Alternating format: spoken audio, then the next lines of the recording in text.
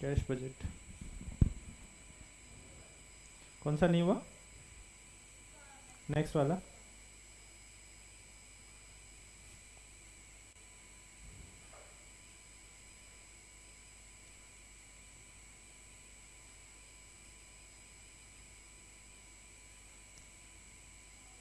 ये वाला।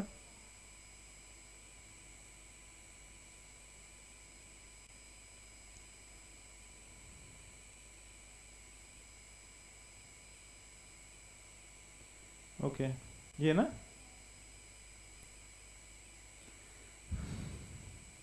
क्या डाउट है इसमें?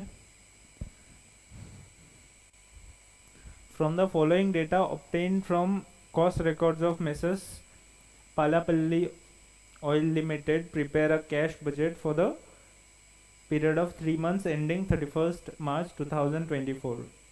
मतलब जनवरी फरवरी मार्च के लिए बनाना है, ठीक है। ये एक्सपेंसेस दिया हुआ है direct.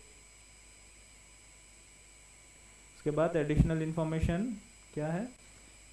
Cash in hand on 1st January 2024 is 1,35,000. The company produces two products, lubricant and grease oil, and operates 3 sales offices, Kolkata, Delhi, Chennai, for sale of the products. Actual and budgeted units from October to March are as follows, ठीक है। The sale price per unit of lubricant is 90 and that of grease oil is 75. There is an increase in the sale price from 3 and 2 for lubricant and grease oil respectively from January 2024। जनवरी से price increase हो रहा है, कितना हो जाएगा? 93 and 77, है ना। 20% of sales are on cash basis and remaining 80% are on credit basis. 50% of credit sales are collected in the next month and remaining 50% are collected in the second month following. Lag in payment of creditors 1 month. Wages to laborers are paid between 1 to 5th of the month due. Direct expenses are paid 1 month lag.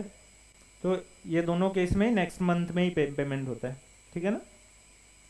Factory overhead and admin overheads are paid 1.5 month lag, 1.5 महीना बाद। Mr. R. Rajendran, Principal Director of the company, will get superannuation from the company on 31st March 2024 after serving the company for 24 years. His superannuation benefit comprise of gratuity, benevolent fund, मतलब additional कुछ हम लोग को payment करना है मार्च में 8 लाख रुपया, ठीक है। It is general practice of the company to release the graduate and benevolent fund the last day of service, ठीक है। On 1st April 2023, the company purchased a vehicle for its directors 14 at a cost of 14 lakhs by taking 2 years loan, ठीक है। EMI कितना बनता है? 75,000 per month, ठीक है।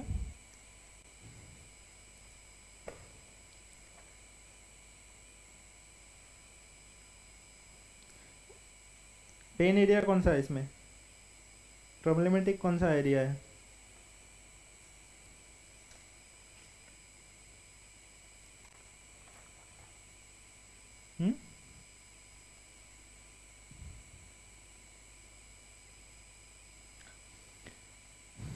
Problematic area कौन सा है? सेल्स निकालना, ठीक है। चलो उसको सॉल्व करते हैं।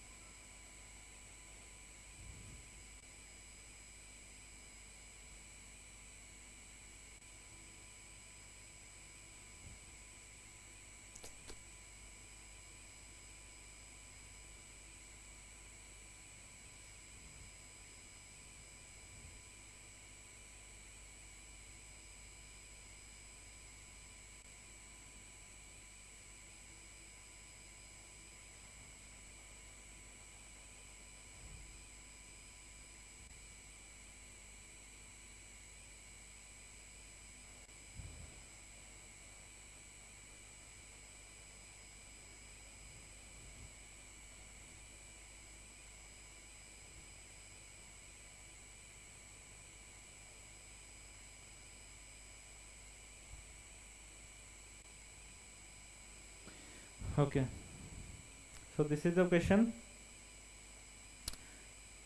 तो हम लोग बजट बनाएंगे, कैश बजट, है ना।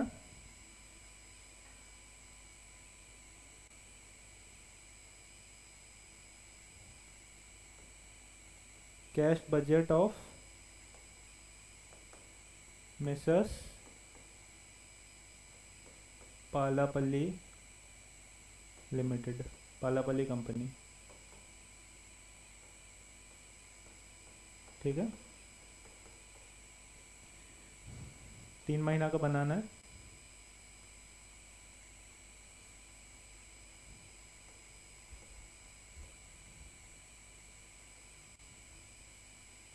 जनवरी, फरवरी एंड मार्च।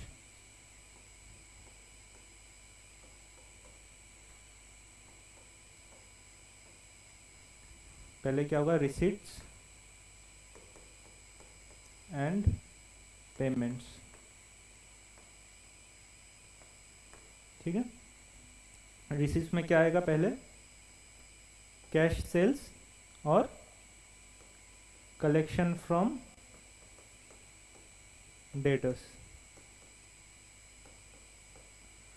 नाउ यहाँ पे क्या बोला गया है कि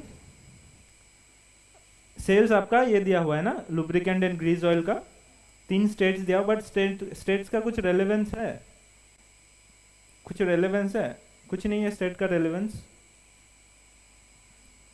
है ना।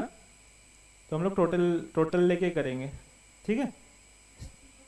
हाँ, टोटल लेके स्टेट का, क्योंकि कहीं और पे कुछ स्टेट का बारे में कुछ बोला नहीं है कि स्टेट में अलग कुछ होगा। So we can total it up and calculate accordingly, ठीक है। Sale price per unit of the product, तो पहले तो हमें क्या निकालना है, सेल्स प्राइस निकालना है, सेल्स निकालना है, ठीक है। तो हम लोग वर्किंग नोट बनाएंगे।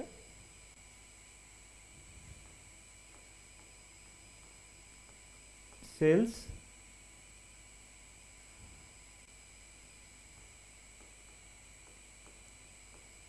ये month, sales and cash, sales होगा एक, ये टोटल सेल्स हो गया, ये cash sales and credit sales, ठीक है। पहले ये निकालते हैं।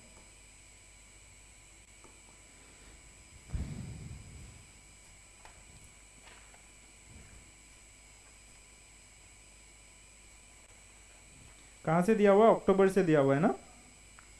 सो month is October, November, December, January, February and March, ठीक है। टोटल सेल्स इन यूनिट्स कितना है अक्टूबर में, यूनिट्स। एक काम करता हूँ, इसमें एक रेट का कॉलम भी बना लेता हूँ, है ना। इसमें यूनिट्स, देन रेट, उसके बाद टोटल सेल्स आएगा, ठीक है। पहला केस में टोटल नंबर ऑफ यूनिट्स, ये हम लोग बना रहे हैं लुब्रिकेंट ऑयल का,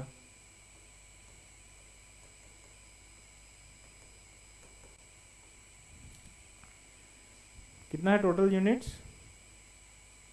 3100। इसके बाद बोलते जाओ,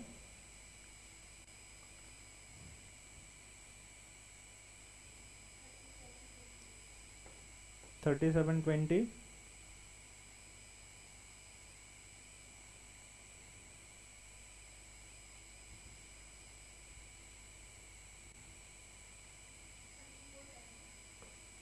$34.10,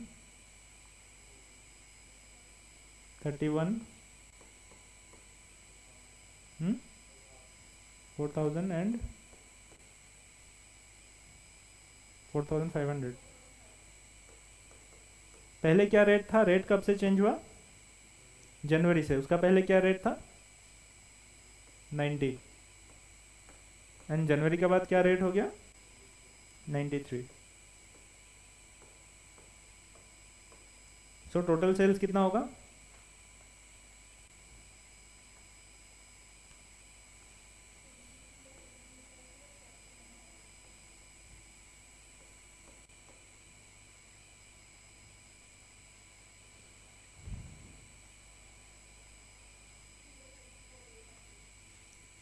334,800,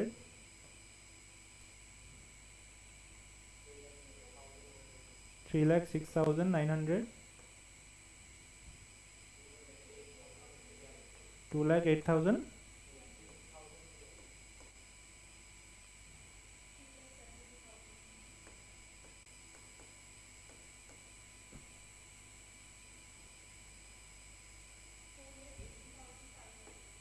418,500, 288. ठीक है, ये लुब्रिकेंट। और पैरेलली हम लोग उसका भी बनाते हैं, क्या नाम है, ग्रीज ऑयल का, क्योंकि दोनों का कलेक्शन पीरियड सेम है, दोनों का अलग अलग नहीं है ना, तो हम लोग टोटल सेल्स दोनों का कंबाइंड सेल्स निकालेंगे। ठीक है, ग्रीज ऑयल का यूनिट कितना है,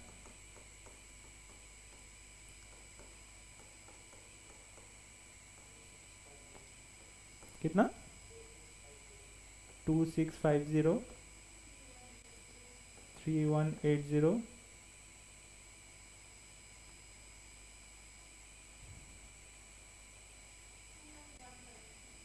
29115, 2650,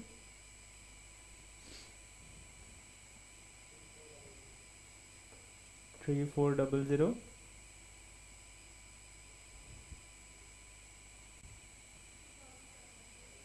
3,700। रेट क्या था, 75 अप टू दिसंबर, उसके बाद 77,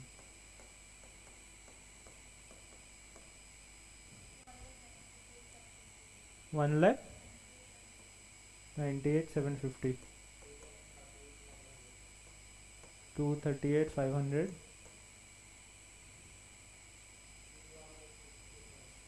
218,625,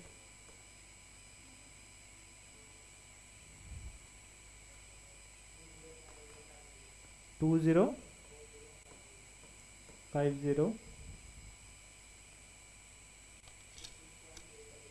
हाँ,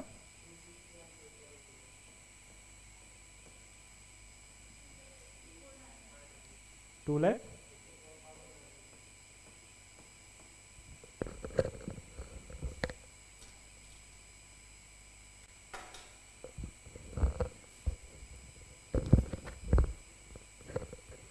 सो कंबाइंड सेल्स कितना होगा,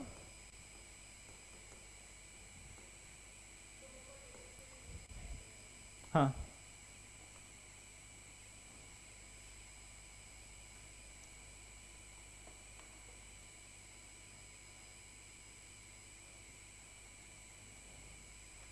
सिर्फ कैलकुलेशन बढ़ा दिया, बाकी कुछ नहीं है क्वेश्चन में, ये सब देख के एकदम क्वेश्चन को बड़ा कर दिया ज़बरदस्ती।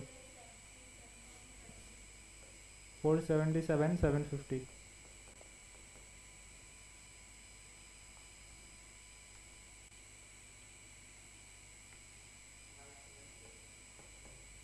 फाइव सेवन थ्री 300,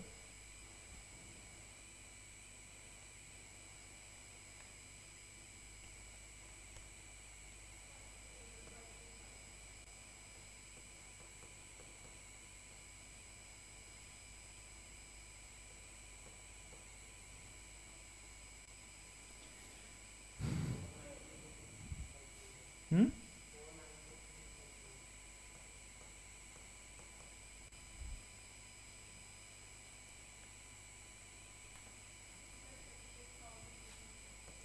$6,38,800 और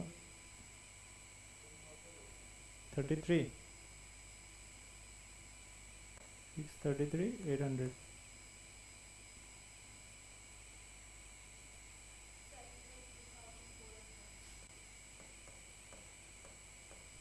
ठीक है। आउट ऑफ दिस हम लोग निकालेंगे कैश सेल्स, कितना है कैश सेल्स, 20% है ना,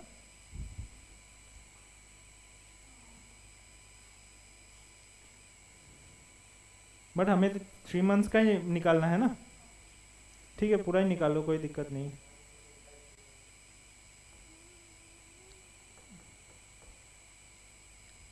कितना, क्रेडिट कितना निकलेगा?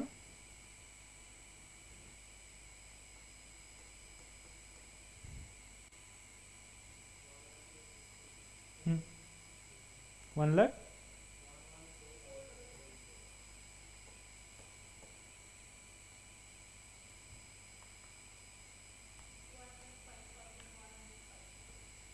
1,05,105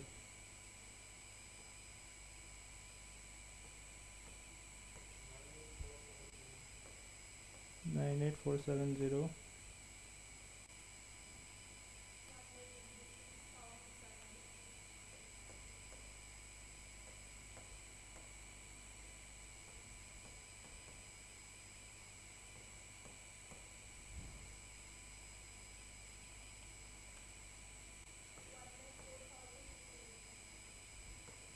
1 लाख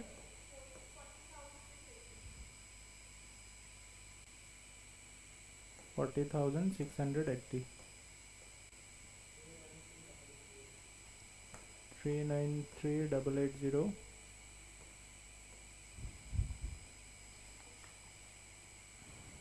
आगे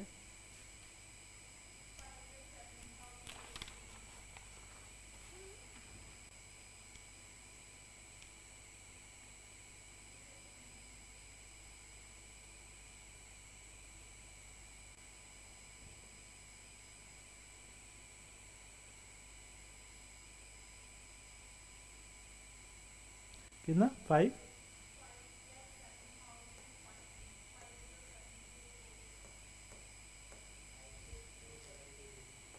5,6,720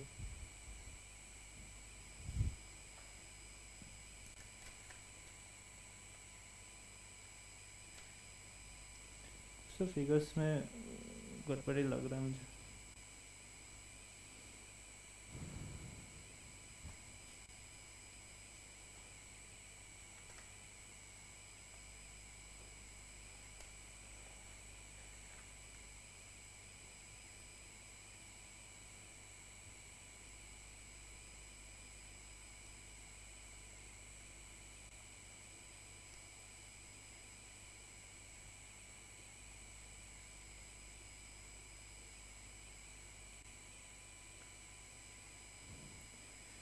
ठीक है, कलेक्शन कैसे होगा? Collection from debtors,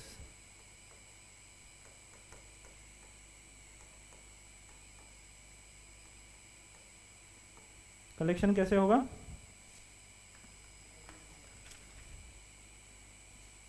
80% sales are on credit, 50% of the credit sales are collected in the next month and remaining 50% are collected in the second month. तो ये जो क्रेडिट सेल्स है ये कैसे कलेक्ट होगा? 50% नेक्स्ट मंथ और रिमेनिंग 50% सेकेंड मंथ। ठीक है, कितना होगा 50%?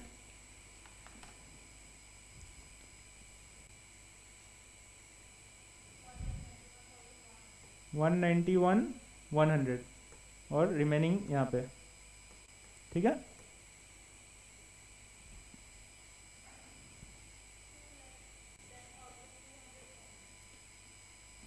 कितना?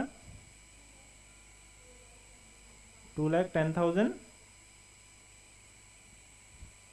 क्या 2,10,000 कैसे आएगा?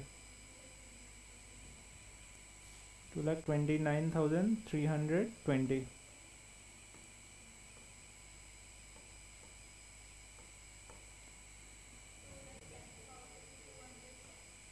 टू लाख 10,210।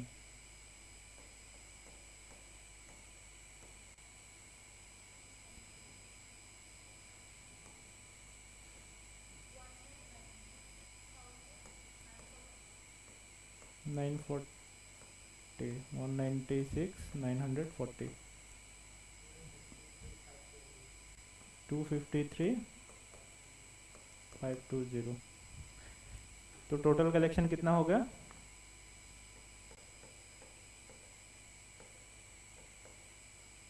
हमें 3 मंथ्स का ही चाहिए। 3 मंथ्स का टोटल करो, कितना आ रहा है?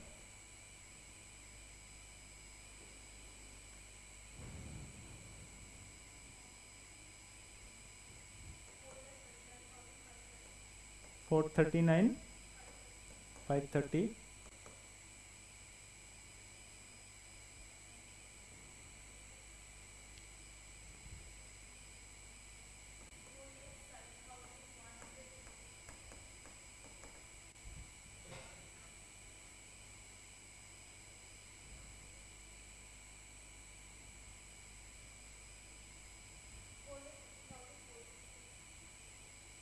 4,50,000 460,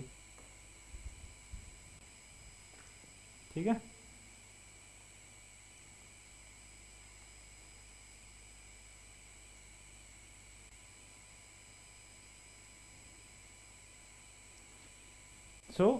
मेरा रेलेवेंट चीज कौन सा, एक ये और एक ये है कि नहीं। तो ये मैं यहाँ पे पुट करूंगा, ठीक है। कैश सेल्स और कलेक्शन फ्रॉम डेटर्स। तो कैश सेल्स कितना कितना है, 98,470। Next 126,760 and 140,680। Collection from debtors 439,530, ठीक है। 439,530, देन 407150,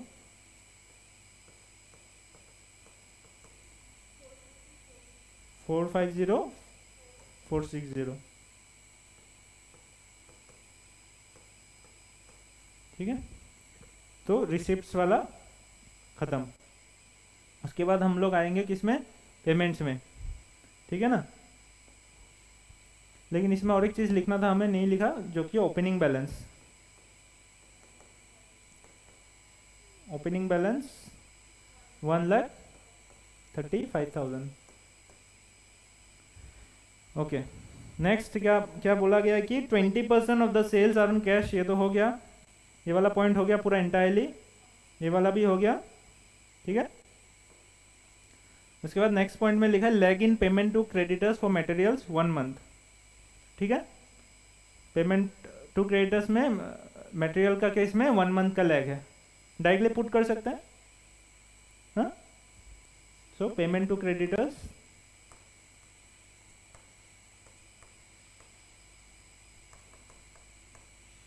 मटेरियल्स, इसके लिए वर्किंग नोट चाहिए, नहीं चाहिए, डायरेक्टली हो जाएगा, ठीक है। 1 मंथ का लैग है, मतलब जनवरी में कौन सा पेमेंट करेंगे, दिसंबर का। फरवरी में कौन सा पेमेंट करेंगे, जनवरी का। और मार्च में पेमेंट करेंगे फरवरी का, ठीक है। सो जनवरी में कौन सा कितना आएगा, 75,000, 65,000 एंड 90,000। उसके बाद ये भी हो गया। Wages to labourers are paid between 1 to 5th of the month due. 1 से 5 तक पेमेंट करता है वेजेस टू लेबरर्स, ठीक है। तो नेक्स्ट मंथ ये भी सेम नेक्स्ट मंथ में जाएगा, ठीक है। सो wages to labourers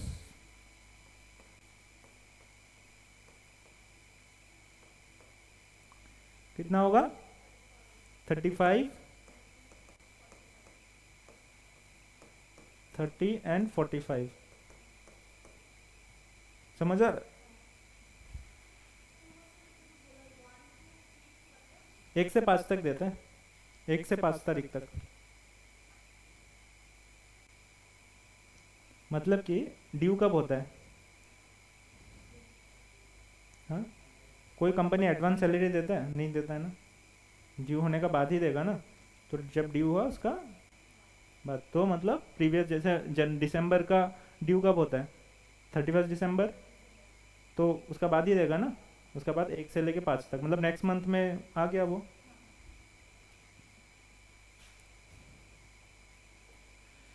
direct expenses are paid in 1 month lag, ये भी वैसा ही है।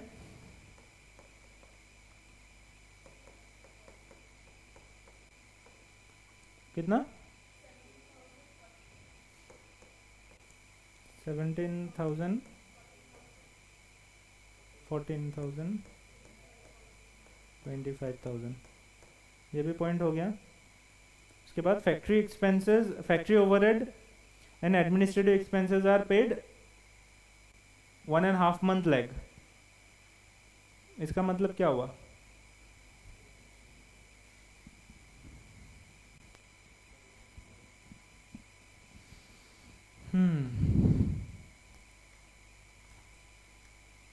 नेक्स्ट टू नेक्स्ट मंथ कैसे? नेक्स्ट टू नेक्स्ट मंथ कैसे होगा?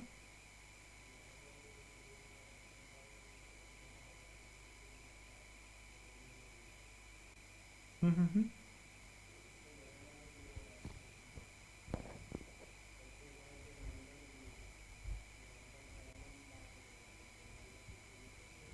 समझ आया? 1.5 महीना मतलब नेक्स्ट टू नेक्स्ट मंथ ही हो जाता है। 2 months बोलो या 1.5 month बोलो, it is next to next month. ठीक है। सो फैक्ट्री ओवरहेड्स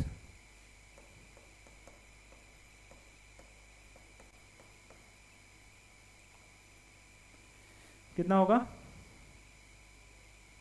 जनवरी में कौन सा पेमेंट करेंगे हम लोग? 35,000। ठीक है।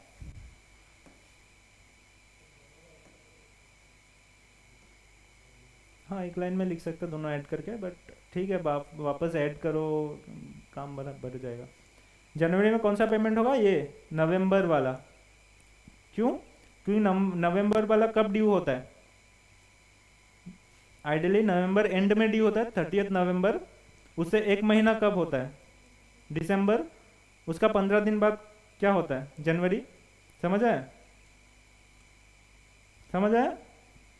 सो यहाँ पे 35,000, नेक्स्ट वाला 42,500 एंड 37,500।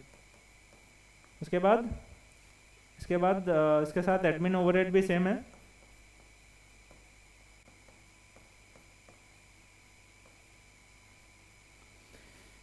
एडमिन ओवरहेड्स भी सेम है। सो 56,000, 68,000, 53,000। ओके, तो ये पॉइंट भी अपना हो गया। उसके बाद छोटा सा एक पॉइंट है कि कोई डायरेक्टर रिटायर हो रहा है, उसको बेनेवोलेंट फंड और ग्रेचुइटी पेमेंट करना है। कब पेमेंट करना है? मार्च में। सो पेमेंट ऑफ ग्रेचुइटी,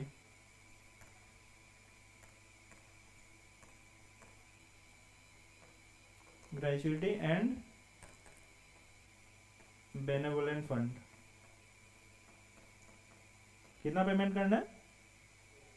8 lakhs। कब पेमेंट करना है? मार्च। ठीक है। उसके बाद ये बोला गया कि अपने अप्रैल में, लास्ट अप्रैल में एक लोन लिया था जिसका ईएमआई पे कर रहे हो, तो ईएमआई तो हर महीना पेमेंट होगा। सो पेमेंट ऑफ ईएमआई कितना है? ईएमआई 75,000।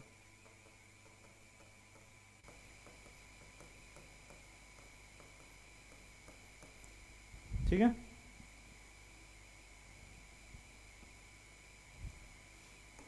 यहाँ पे टोटल एक कर लेते हैं।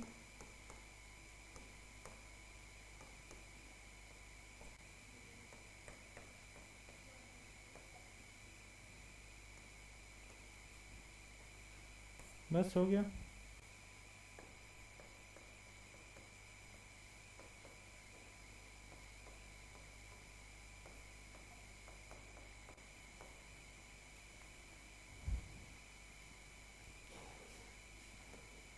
टोटल करके देखो आ रहा है कि नहीं।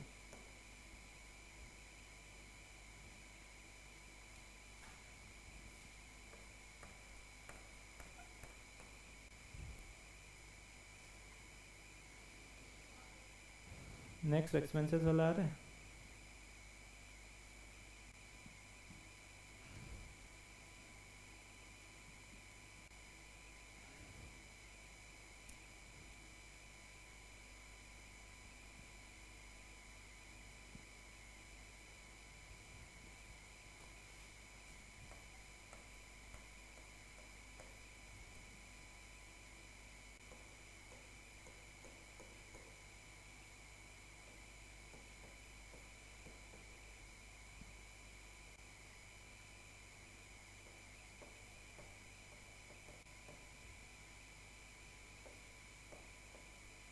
इसमें तो एफडी वगैरह बनाने का कुछ झमेला नहीं है, तो डायरेक्ट जो क्लोजिंग बैलेंस हो जाएगा that will become the opening balance.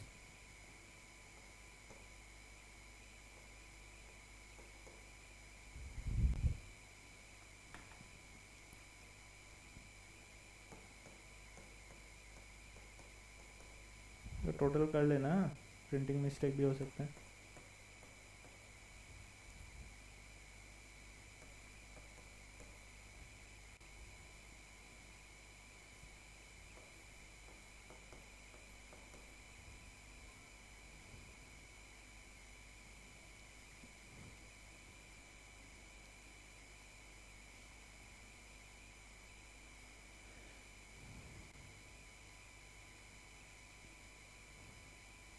कितने मार्क्स का क्वेश्चन है? 14। डिफ़िकल्ट है? एकदम इजी है, सिर्फ कुछ कैलकुलेशंस थोड़ा बढ़ा दिया और कुछ नहीं है। और कंफ्यूज करने के लिए स्टेट, अलग अलग स्टेट दे दिया, 2 टाइप का प्रोडक्ट दे दिया। हाँ, अदरवाइज कुछ नहीं है ना। ये टेबल देख के थोड़ा कंफ्यूज हो गया कि इसका क्या यूज़ है।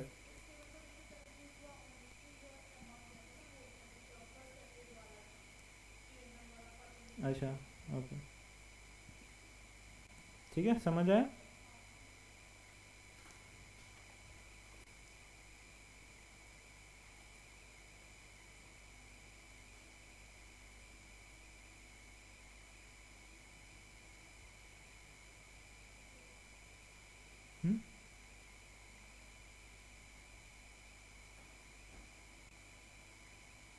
Okay,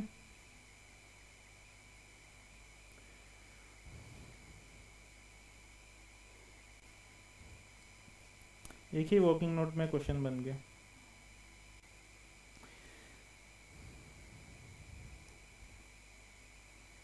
Okay, so we move on to the next type of budget which is production budget.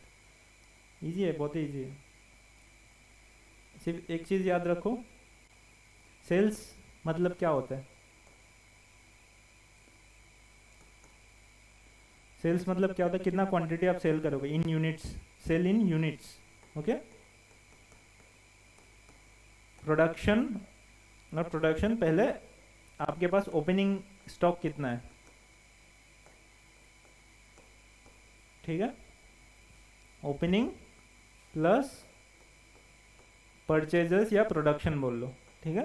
Purchases या फिर अगर हम लोग प्रोडक्शन प्रोसेस है तो प्रोडक्शन के बारे में बोलेंगे, ठीक है।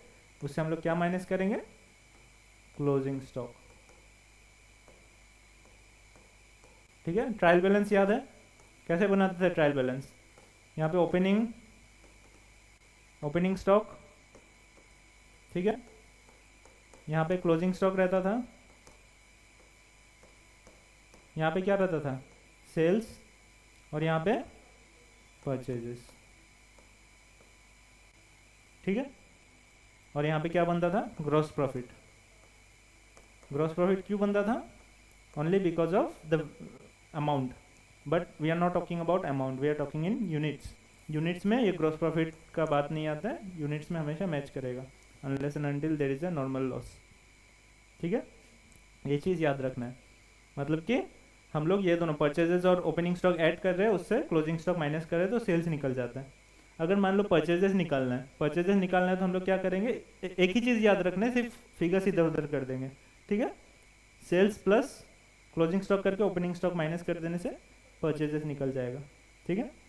ये ट्रायल बैलेंस ध्यान में रखना है या फिर ये वाला याद रखना है प्रोडक्शन बजट में, और कुछ नहीं है, बस इतना ही है।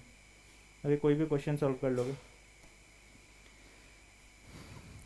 पहला क्वेश्चन क्या है? छोटा क्वेश्चन है, 6 मार्क्स का।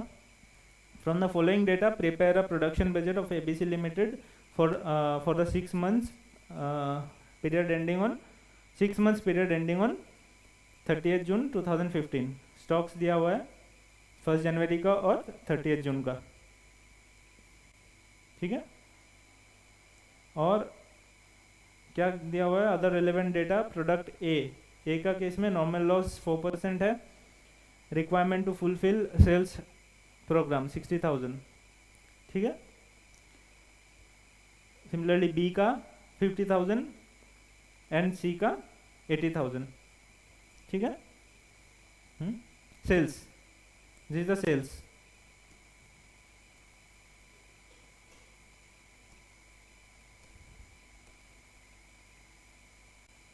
क्या करना चाहिए हमें, क्या करना चाहिए इस क्वेश्चन में?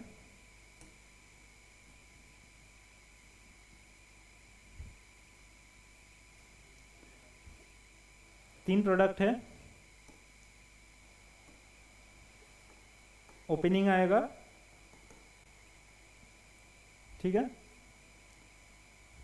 फिर प्रोडक्शन या परचेजेस, लेस क्लोजिंग, तो बनता है सेल्स। हमें तो इतना ही पता है ना।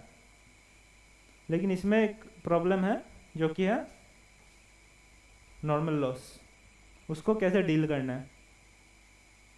जितना भी आप प्रोड्यूस करोगे उसको ग्रोस अप करना है, ठीक है। कि मान लो आपने 100 रुपीज़ 100 क्वांटिटी यूनिट्स प्रोड्यूस किया, मतलब प्रोडक्शन में डाला, उसमें नॉर्मल लॉस कितना होगा इस केस में? 4, तो 96 ही आपका आउटपुट निकलेगा, है ना। तो आप क्या करोगे? 96 से 100 रीच करने के लिए क्या करोगे? सिंपली डिवाइड कर दोगे बाय 96%, ठीक है। ग्रोस अप कर दोगे।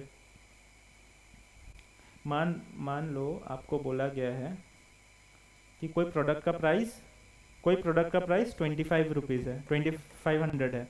आफ्टर 10% डिस्काउंट, आप एक शॉप में गए हो, आपको बोला गया आफ्टर डिस्काउंट मैंने 2500 रुपया लगाया, तो उसका ओरिजिनल प्राइस क्या होगा? कैसे निकालोगे? कैसे? नहीं होगा ना। डिस्काउंट डायरेक्ट कैसे ऐड करोगे? 10% किसका ऊपर है? जो मार्कअप था उस एमआरपी का ऊपर डिस्काउंट है, ना कि इसका ऊपर, है कि नहीं। अगर क्रॉस मल्टीप्लिकेशन का तरीका से देखो, मान लो एमआरपी आपका 100 रुपया है, तो डिस्काउंटेड प्राइस कितना है? डिस्काउंटेड प्राइस 90, तो एमआरपी अगर डिस्काउंटेड प्राइस अगर 2500 है, एमआरपी कितना होगा? क्रॉस मल्टीप्लाई करोगे, है कि नहीं। या फिर ग्रोसिंग अप वाला फंडा ध्यान, मतलब अच्छा से समझ लो, बहुत जगह काम में आता है, टीडीएस में भी काम में आता है। आपको बोला गया है कि ग्रोस अप वाला फंडा अच्छा से समझ लो कि किसी को मैंने पेमेंट किया आफ्टर टीडीएस,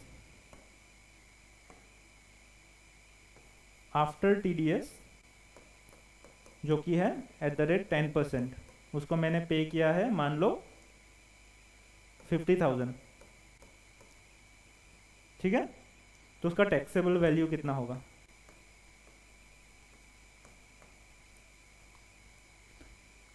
सिंपली इसको ग्रोस अप करना है। ग्रोस अप क्या बोलते हैं? Gross up. ग्रोस अप करने के लिए क्या करना पड़ेगा? 50,000 को सिंपली आप 90% से डिवाइड कर दोगे, तो आपका बेस वैल्यू मिल जाएगा, ठीक है। अंडरस्टूड? ग्रोसिंग अप बोलते हैं। अभी जो वैल्यू निकला उसके ऊपर 10% मार के देखो आ रहा है कि नहीं, माइनस करके देखो 50,000 आ रहा है कि नहीं।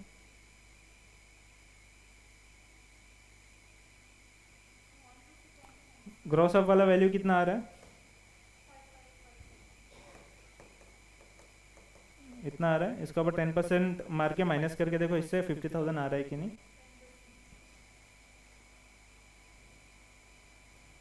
है ना। या फिर इसको ऐसे, अगर समझ आया ना ऐसे, ठीक है, समझ आया ना। चलो,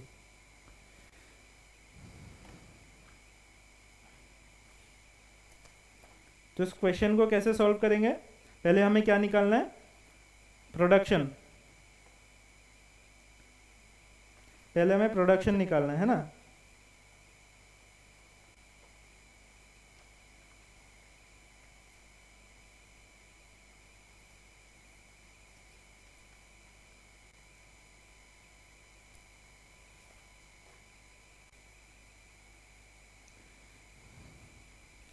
ठीक है, प्रोडक्शन हमारा बैलेंसिंग फिगर होगा, ठीक है। आप ऐसा में भी लिख सकते हो या सेल्स से भी, you can start it from sales also. Sales में हम लोग क्या ऐड करेंगे, क्लोजिंग स्टॉक और ओपनिंग स्टॉक माइनस करने से प्रोडक्शन निकल जाएगा, ठीक है। वैसा भी निकाल सकते हो, वैसे निकाल के दिखाते हैं, बेटर होगा, थोड़ा प्रेजेंटेबल होगा। पहले हम लोग क्या लिखेंगे, सेल्स, ठीक है। उस पर क्या ऐड करेंगे, ट्रायल बैलेंस याद करो, सेम साइड में क्लोजिंग स्टॉक रहता है ना, तो ऐड करेंगे क्लोजिंग स्टॉक माइनस करेंगे ओपनिंग स्टॉक, तो ये निकल जाएगा मेरा प्रोडक्शन, ठीक है। तो ओपनिंग स्टॉक 3 प्रोडक्ट है मेरा, A B and C. Opening stock दिया हुआ है ना, कितना है opening stock, 6000, 6000, 9000 and 12000। What is the closing stock, closing stock है 10,000, 8,000 एंड 17,500, ठीक है। और सेल्स कितना है, 60, 50, 80। So we are talking in terms of units only. अगर वैल्यू का बात आएगा तो उसमें प्रॉफिट का एलिमेंट भी आ जाएगा, है ना। सो 60 + 70 - 6 कितना, 64,000, इसमें 49,000 एंड शेयर इट इज 85,500, ठीक है। तो इसमें क्या करेंगे, ऐड करेंगे नॉर्मल लॉस, उससे क्या मिल जाएगा, प्रोडक्शन रिक्वायर्ड,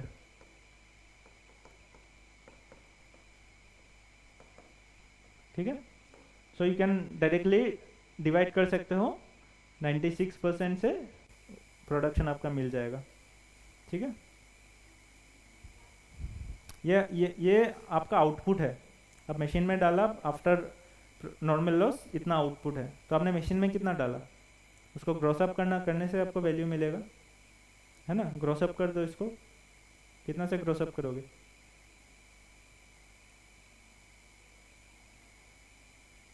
लॉस का परसेंटेज से नहीं, लॉस होने का बाद जो नेट बचता है 96 बचता है ना,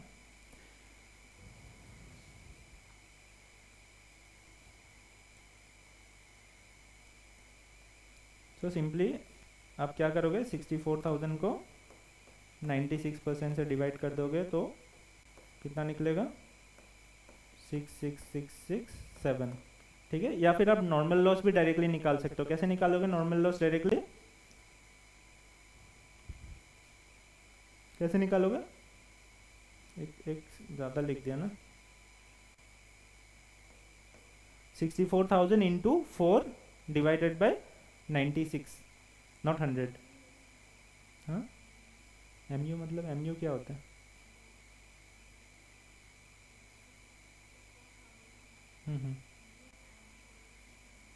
आ जाता है MU, मुझे पता नहीं क्या फंक्शन, मैंने कभी यूज़ नहीं किया, क्या फंक्शन होता है MU, अच्छा हो सकता है, then I have never used it. तो 64,000 का 4/96 करने से भी एक सेम चीज़ निकल जाएगा, ठीक है, डिवाइडेड बाय 96, ठीक है। 64,000 into 4 divided by 96, 4% normal loss है ना, सो 2 कितना है, 2667 आया ना, ये नॉर्मल लॉस है। अगर एबनॉर्मल 2667, हाँ 2667 आया ना, 2667। अगर एबनॉर्मल गेन होता है तो क्या करोगे, गेन होने से 4 डिवाइडेड बाय 104 और लॉस होने से 4 डिवाइडेड बाय 96, ठीक है।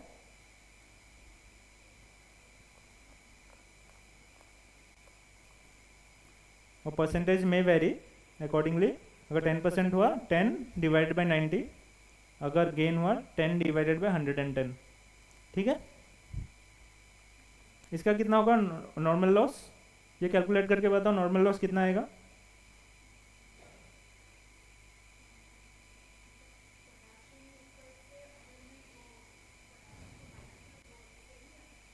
हाँ वो तो आना ही पड़ेगा ना, अरिथमेटिकली करेक्ट होना। ये मैंने ऐड क्यों लिखा है, लेस लिखना चाहिए ना।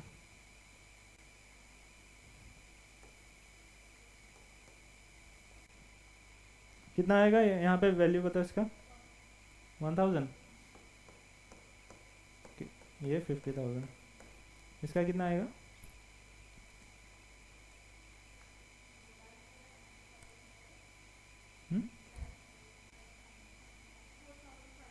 हाँ 90,000 एंड 4,500, बस इतना ही था, 6 मार्क्स।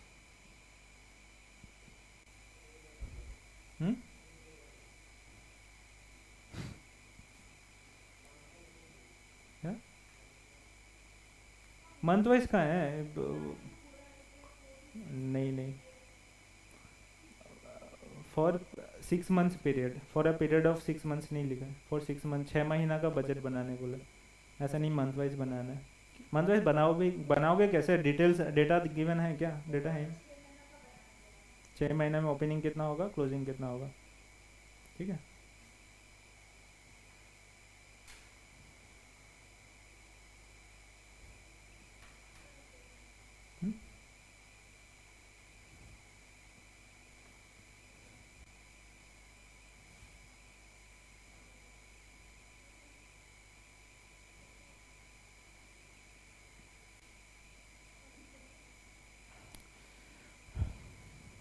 ये वाला देखो next. The following data have been compiled for TTI T company regarding the budgeted and actual production for a period of for 6 months ending, ये भी 6 महीना का दिया हुआ है। मटेरियल कंज्यूम्ड ये बजटेड है और ये एक्चुअल है, ठीक है, प्रीवियस लास्ट 6 महीना का। लेकिन ये बोल रहा है कि production is expected to go up by 60,000, go up to 60,000 units. ठीक है, materials required is expected to go up to 65,000 units for production. The prices of materials are expected to increase in the same manner as they had increased over the budgeted price. ठीक है, labor charges are expected to increase 0.5 per hour above the actual rate. Actual rate कितना था, 1.63 था per hour। Wages कितना है, 1.63 है ना, लेकिन हम लोग जो बजट बनाएंगे उसमें कितना हो जाएगा, 0.5 पर आवर इंक्रीज होगा ना, 0.5 पर आवर इंक्रीज हो जाएगा। इसका मतलब कितना बन जाएगा, 2.13। मटेरियल का कितना बन जाएगा, expected to go up for prices of material expected to increase further in the same manner as they increase over the budgeted price. Budgeted price कितना था, 3 था, लेकिन कितना हो गया 3 से 3.45, मतलब कितना इंक्रीज हुआ, 0.45 इंक्रीज हुआ। कितना परसेंटेज होगा,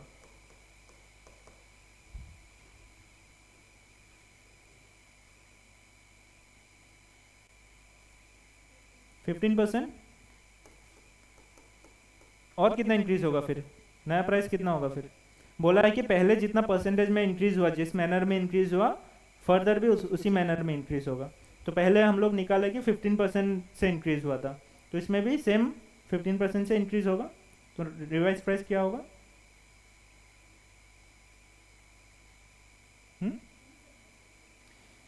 आपका बजटेड प्राइस कितना था, 3।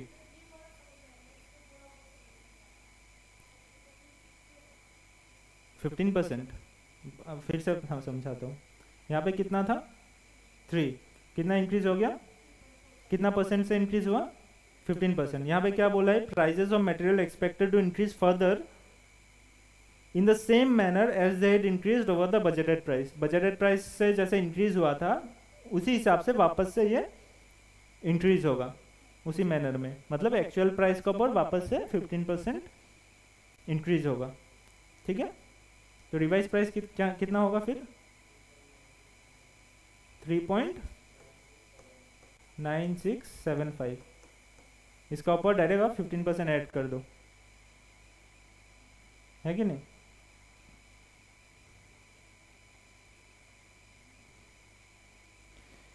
Next, actual rate through efficiency is expected to decline. Efficiency decline होगा। पहले कितना कितना आवर्स करके लगता था पर यूनिट में 3 आवर्स, लेकिन अभी कितना लगेगा। एफिशिएंसी का कैसे कैलकुलेट करते मैंने बताया था।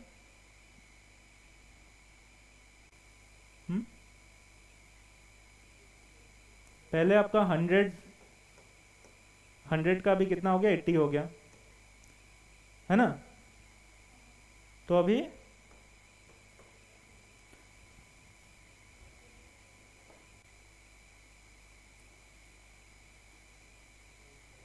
नहीं, ये तो एफिशिएंसी का उल्टा बोला था ना, ये ऐसा नहीं होगा ना। एफिशिएंसी ऐसा नहीं होता, मैंने बताया था आपको। एफिशिएंसी का रिलेशनशिप उल्टा होता है, मतलब पहले आपका 120 था तो 100 हो गया, ठीक है। नहीं, ऐसा नहीं होगा। एफिशिएंसी का थोड़ा रिलेशनशिप इन्वर्स होता है। कैसे करें तो, एफिशिएंसी का थोड़ा उल्टा होता है सीन।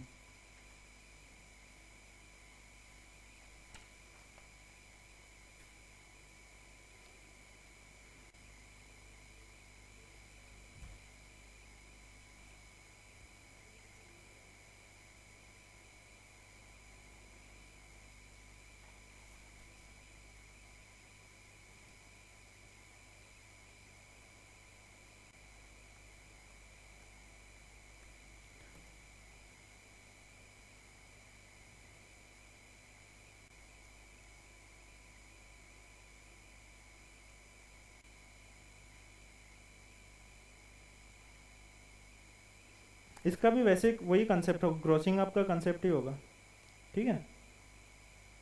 इसका भी सेम ग्रोसिंग आपका कंसेप्ट ही होगा, ठीक है।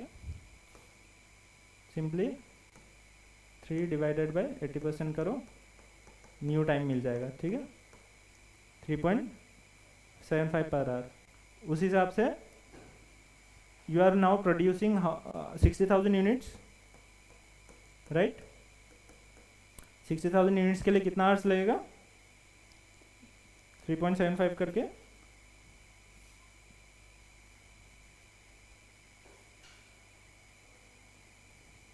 कितना 2,25,000।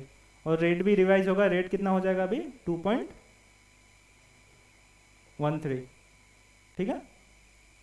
2.13 हो जाएगा, 1.63 प्लस 0.5 ऑलरेडी डिस्कस किया था हमने, है ना। और टाइम भी हम लोगों ने निकाल लिया, कितना टाइम 225 ना, कितना निकला 3.75 करके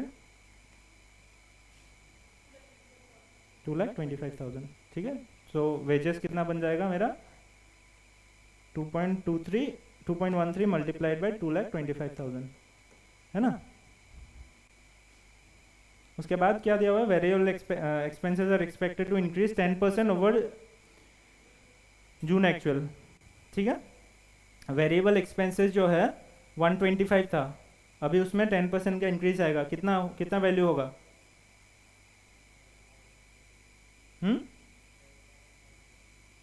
अरे नहीं, 10% इंक्रीज, 125 था ना पहले, अभी टोटल वेरिएबल एक्सपेंसेस कितना होगा आफ्टर 10% इंक्रीज। नहीं नहीं,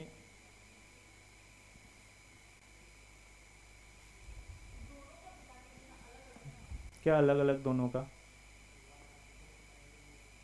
कैसे होगा। इसमें कितना यूनिट के लिए है, हम लोग कितना यूनिट के लिए निकाल रहे हैं, तो वेरिएबल तो कॉस्ट को एडजस्ट नहीं करोगे। 2.75 पर यूनिट, या फिर आप 125 जो है ना कितने यूनिट्स के लिए है 50,000, डिवाइड बाय 50,000 इंटू 60,000, उसका ऊपर 10% ऐड करो,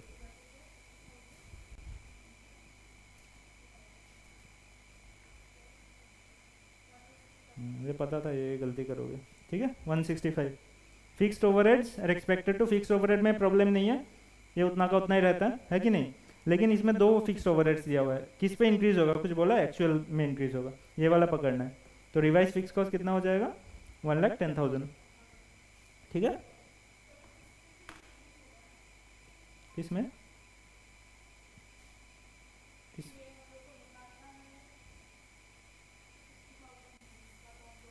फिक्स कॉस्ट में चेंज नहीं आता है ना। फिक्स कॉस्ट आप चाहे 40 करो, 50 करो, 60 करो, एज इट इज रहता है। हालांकि यहाँ पे चेंज किया है, बजट और एक्चुअल में डिफरेंस है, but unless until mentioned otherwise fix cost remain same. We don't have to adjust it on the basis of the quantity. ठीक है, वेरिएबल कॉस्ट को हम लोग क्वांटिटी का बेस में एडजस्ट करेंगे, फिक्स कॉस्ट को नहीं करेंगे। ठीक है, फिक्स कॉस्ट को कुछ स्पेसिफिकली अगर मेंशन किया गया है तभी हम लोग एडजस्ट करेंगे। राइट, ये ट्राई करो।